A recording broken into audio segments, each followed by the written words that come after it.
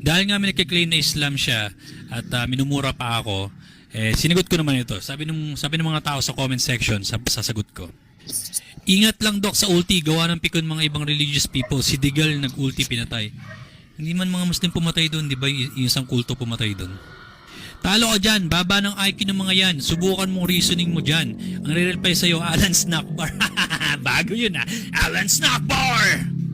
Religion of bacon haters. So nga, pakain mo kaya ng bacon yan. Tingnan natin makakain yan. Hindi kayo ma-choke yung mga kupal na yan. Ganyan talaga mga Muslim boss. Totoo lang, gugulo talaga nila Diba? Kupal pa ang tawag niya sa mga Muslim. Tapos sinabi niya na magugulo pa. Doon pa lang sa mga pinagsasasabi niya, may mga paul na siyang ininsulto niya ang mga community ng Muslim.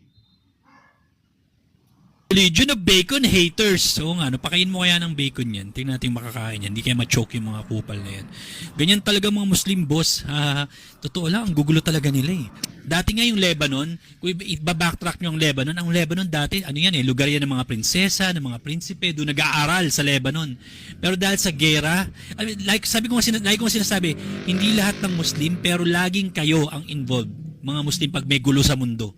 Pag may terrorism, may bombahan, hindi lahat ng Muslim, pero laging Muslim ang involved pagdating sa terrorism. Bakit ba? Ano ba pinaglalaban ninyo?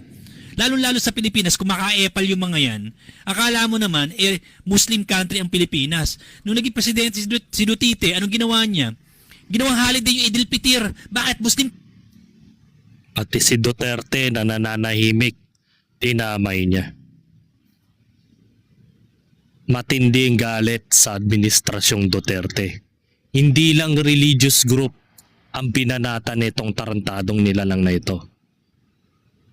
Pati ang administrasyong Duterte. Galit na galit siya.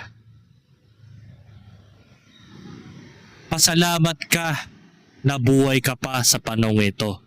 Alam mo kung bakit? Noong pandemic times, imagine mo kung si Bangag ang naging presidente. Ano na lang mangyayari sa Pilipinas? Yung mga taong pinaniwalaan mo, na sinuportahan mo, na ngayon ay kasalukuyang nagnanakaw ng trilyong-trilyong piso. Diba? Isipin nyo yung mga sinabi mo, Doc Ron. Pati si Pangulong Duterte, tinira mo.